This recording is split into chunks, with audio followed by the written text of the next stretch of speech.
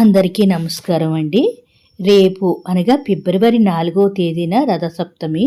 ఈ రథసప్తమి యొక్క ప్రాముఖ్యత గురించి తెలుసుకుందాము. భూమిలోనున్న సకల జనులకు ఇహపర సౌఖ్యములను కలిగించు వ్రతరాజము. ఈ పుస్తకములోని ప్రత్యక్ష దైవమైన ఆదిత్యుని ఆరాధించు వ్రత విధానము గురించి తెలుసుకుందాము. పూర్వము ధర్మరాజు ఒకసారి శ్రీకృష్ణ భగవాన్ని రథసప్తమి విధానాన్ని గురించి వివరించమని కోరాడు. అప్పుడు కృష్ణుడు వ్రత కథతో సహా వ్రత విధానాన్ని వివరించాడు. పూర్వము కాంబోజా దేశాన్ని యశోవర్తనుడు అనే రాజు పరిపాలిస్తూ ఉండేవాడట. ఆ రాజుకి లేక ముసలితనములోని ఒక కుమారుడు జన్మించాడు. కొడుకు పుట్టాడన్న సంతోషం కొద్దీ సమయం మాత్రం ఆ రాజుకి దక్కింది. పుట్టిన బిడ్డను ఏదో ఒక రోగంతో బాధపడుతూ ఉండేవాడు. జబ్బు పడ్డ కొడుకుని చూసి రాజుకు ఎంతో దిగులు వేసింది.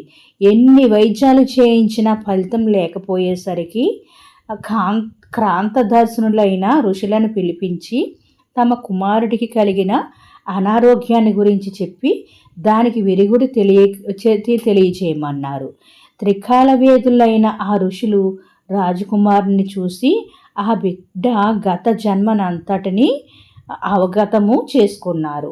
గత జన్మలో ఎంతో సంపన్నుడైన ఎవరికి కొద్దిపాటి దానం కూడా చేయలేదు.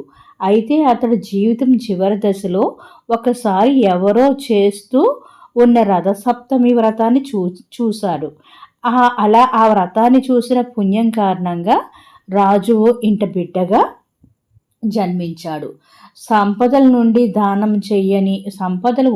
దానం చెయ్యని పాపానికి రాజు కుటుంబంలో జన్మించిన నిరంతరము రోగగ్రస్తుడై ఉంటున్నాడని మునులు చెప్పారు. తన బిడ్డ అలా విషమ పరిస్థితుల నుండి బయటపడడానికి ఏదైనా ఉపాయం చెప్పమన్నారు రాజు. అప్పుడు ఆ ఋషులు రథసప్తమి వ్రతాన్ని శాస్త్రవిధిగా చెయ్యమని, అలా చేస్తే రాజకుమారునికి ఉన్న రోగాలన్నీ నశిస్తాయని చెప్పారు. మాఘశుద్ధ షష్ఠి నాడు నూరిన నువ్వుల ముద్దతో శరీరానికి నలుగు పెట్టుకుని అందుబాటులో ఉన్న నది కానీ చెరువు కానీ నుయ్య కానీ ఇలా ఏదో ఒక దానిలో స్నానం చేయాలి. ఆ తర్వాత సూర్య ఆలయానికి వెళ్ళి పూజ చేయాలి. ఆ మర్నాడు అంటే రథసప్తమి తిథిన సూర్యోదయానికి ముందే నెత్తి మీద లోహపు ప్రమిదలో దీపం పెట్టుకుని స్నానం చేయాలి. తర్వాత శక్తి కొలది బంగారంతో కానీ వెండితో కానీ రథాన్ని తయారు చేయించి దానికి 7 గుర్రాలను సూతుడిని అమర్చాలి. అందులో సూర్య ప్రతిమను పెట్టాలి. ఒక కొత్త గుడ్డను పరిచి దాని మీద ఈ రథాన్ని ఉంచాలి.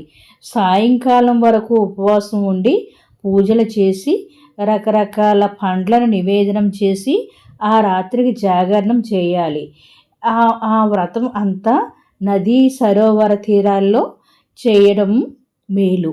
ఆ మరునాడు సూర్యుడికి మళ్ళీ పూజలు చేసి దాన ధర్మాలు వ్రతపారాయణ చేసి అనంతరము ఆ రథాన్ని సూర్యప్రతిమను ఉత్తములు అర్హులు అయిన వారికి దానం ఇవ్వాలి. ఇలా చేస్తే సర్వ రోగాల నుంచి విముక్తి, పుణ్యలోక ప్రాప్తి కలుగుతాయి అని కాంబోజరాజుకు పూర్వం ఎప్పుడో ఋషులు చెప్పిన విషయాన్ని కృష్ణుడు ధర్మరాజుకు చెప్పారు. ప్రస్తుతం ఈ వ్రతానికి సంబంధించిన కథ కాలానుగుణంగా బంగారు రథం వంటివి లేకపోయినా చిక్కుడుకాయలతో రథాన్ని చేయడం కనిపిస్తుంది. మాఘశుక్ల సప్తమి నాడు రథసప్తమి దినాన సూర్యోదయానికి పూర్వమే స్నానము చేసి దానాదులు చేసినచో ఆయురారోగ్యాలు సంపదలు వృద్ధి అవుతాయి.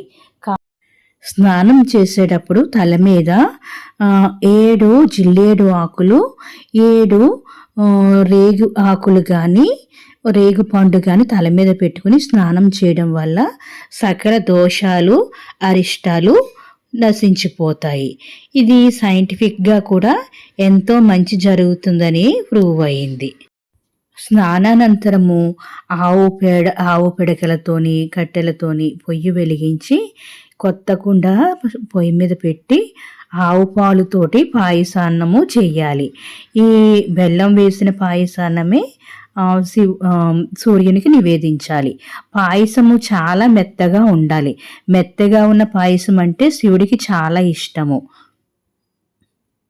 ఈ తయారైన పాయసాన్ని ఒక పళ్ళెంలో చిక్కుడాకులు పెట్టి ఆ వేడివేడిగా ఉన్న పాయసాన్ని ఆ చిక్కుడాకుల మీద పెట్టి సూర్యుడికి నివేదించాలి. ఈ సూర్యుడికి నివేదించి సూర్యుడికి నమస్కారాలు అంటే చాలా ఇష్టము. ఈ సూర్య నమస్కారాలు ఆచరించాలి. తర్వాత సూర్యుడికి ఒక రాగి చెంబులో నీళ్లు పోసుకుని అందులో ఎర్ర చందనము కానీ లేదంటే కుంకుమ కానీ వేసి అక్షంతలు ఎర్రటి పుష్పాలు వేసి సూర్యుడికి అర్ఘ్యం ఇవ్వాలి. ఇలా చేయడం వల్ల మనకి సూర్యభగవానుడు ఎంతో ఆరోగ్యాన్ని, ఐశ్వర్యాన్ని, ఆనందాన్ని ప్రసాదిస్తారు. ప్రత్యక్ష దైవం సూర్యభగవానుడు.